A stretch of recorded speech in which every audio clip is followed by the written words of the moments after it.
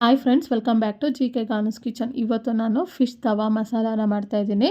Fish ತವಾ ಮಸಾಲಾನ ನೀವು ಹಾಗೆ ಬೇಕಿದ್ರೂ ತಿನ್ಬೋದು, ಇಲ್ಲಾಂದರೆ ಈ ಥರ ಅನ್ನದ ಜೊತೆಗೆ ಬೇಕಾದರೂ ಕಲಿಸ್ಕೊಂಡು ತಿನ್ಬೋದು. ಮೊದಲಿಗೆ ಇದನ್ನು ಮಾಡೋದಕ್ಕೆ ಈ ಥರ ಒಂದು ಪ್ಯಾನ್ನ ತೊಗೊಂಡು ಸ್ಟವ್ನ ಆನ್ ಮಾಡಿ 4-5 ಟೇಬಲ್ ಸ್ಪೂನ್ ಆಗೋಷ್ಟು ಎಣ್ಣೆ ಸೇರಿಸಿ, ಎಣ್ಣೆ ಕಾದ್ಮೇಲೆ ಒಂದು ಈರುಳ್ಳಿನ ಈ ಥರ ಸಣ್ಣದಾಗಿ ಕಟ್ ಮಾಡಿ ಸೇರಿಸ್ತಾ ಇದ್ದೀನಿ. ಹಾಗೆ ಸ್ವಲ್ಪ ಕರಿಬೇವನ್ನ ಸೇರಿಸಿ ಈಗ ಮಿಕ್ಸ್ ಮಾಡ್ಕೊತಾ ಈರುಳ್ಳಿ ಎಲ್ಲ ಈ ಥರ ಲೈಟ್ ಗೋಲ್ಡನ್ ಬ್ರೌನ್ ಬರೋ ತನಕ ಫ್ರೈ ಮಾಡ್ಕೊಂಡಾದ್ಮೇಲೆ ಈಗ ಇದಕ್ಕೆ 1 ಟೇಬಲ್ ಸ್ಪೂನ್ ಆಗೋಷ್ಟು ಶುಂಠಿ ಬೆಳ್ಳುಳ್ಳಿ ಪೇಸ್ಟು, 2 ಟೇಬಲ್ ಸ್ಪೂನ್ ಆಗೋಷ್ಟು ಖಾರದ ಪುಡಿ, 1 ಟೇಬಲ್ ಸ್ಪೂನ್ ಆಗೋಷ್ಟು ಧನಿಯಾ ಪುಡಿ, 1/4 ಟೇಬಲ್ ಸ್ಪೂನ್ ಆಗೋಷ್ಟು ಅರಿಶಿನ, 1 ಟೇಬಲ್ ಸ್ಪೂನ್ ಆಗೋಷ್ಟು ಪೆಪ್ಪರ್ ಪೌಡರ್, ಹಾಗೆ ರುಚಿಗೆ ತಕ್ಕಷ್ಟು ಉಪ್ಪನ್ನ ಸೇರಿಸಿ ಈಗ ಒಂದು ಸಾರಿ ಮಿಕ್ಸ್ ಮಾಡ್ಕೊತಾ ಇದ್ದೀನಿ. ಈ ಥರ ಮಿಕ್ಸ್ ಮಾಡ್ಕೊತಾ ಊರಿನ ಲೋ ಫ್ಲೇಮ್ನಲ್ಲಿ ಇಟ್ಕೊಂಡು ಹಾಕಿರುವಂಥ ಮಸಾಲೆ ಎಲ್ಲ ಹಸಿ ವಾಸನೆ ಹೋಗೋ ತನಕ ಈ ಥರ ಫ್ರೈ ಮಾಡ್ಕೊಂಡಾದ್ಮೇಲೆ ಈಗ ಇದಕ್ಕೆ ನಾನು ಒಂದು ದೊಡ್ಡ ನಿಂಬೆಹಣ್ಣು ಸೇರಿದಷ್ಟು ಹುಣಸೆಹಣ್ಣು ನೆನೆಸಿ ಈ ಥರ ಕಿವುಚಿಟ್ಕೊಂಡಿದ್ದೆ, ಅದನ್ನು ಸಹ ಸೇರಿಸಿ ಮಿಕ್ಸ್ ಮಾಡ್ಕೊತಾ 2-3 ನಿಮಿಷ ಇದನ್ನು ಬೇಯಿಸ್ಕೊಂಡ್ರೆ ನೋಡಿ ಈ ಥರ ಎಣ್ಣೆ ಸಪ್ರೇಟಾಗಿ ಮಸಾಲೆ ಎಲ್ಲ ಚೆನ್ನಾಗಿ ಬೇಯುತ್ತೆ.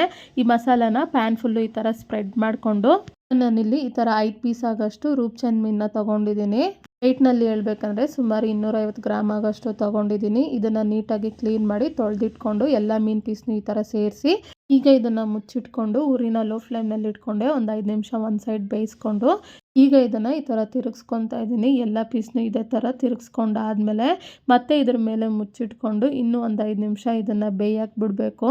ಇನ್ನೊಂದು ಸೈಡು ಈ ಥರ ಬೇಯಿಸ್ಕೊಂಡಾದ್ಮೇಲೆ ಈಗ ಇದಕ್ಕೆ ಕೊನೆಯದಾಗಿ ಸಣ್ಣದಾಗಿ ಕಟ್ ಮಾಡಿದಂಥ ಕೊತ್ತಂಬರಿ ಸೊಪ್ಪನ್ನ ಸೇರಿಸ್ಕೊಂಡು ಇದಕ್ಕೆ ಲಿಡ್ ಕ್ಲೋಸ್ ಮಾಡಿದೆ ಈ ಥರ ತಿರುಗಿಸ್ಕೊತಾ ಅಲ್ಲಿ ಬಿಟ್ಟಿರುವಂಥ ನೀರೆಲ್ಲ ಈ ಥರ ಡ್ರೈ ಆಗೋ ತನಕ ಫ್ರೈ ಮಾಡಿಕೊಂಡ್ರೆ ಫಿಶ್ ಮಸಾಲ ಈ ಥರ ರೆಡಿ ಆಗುತ್ತೆ. ಈಗ ಇದನ್ನು ಈ ಥರ ಸರ್ವಿಂಗ್ ಪ್ಲೇಟ್ಗೆ ತೊಗೊತಾ ಇದ್ದೀನಿ.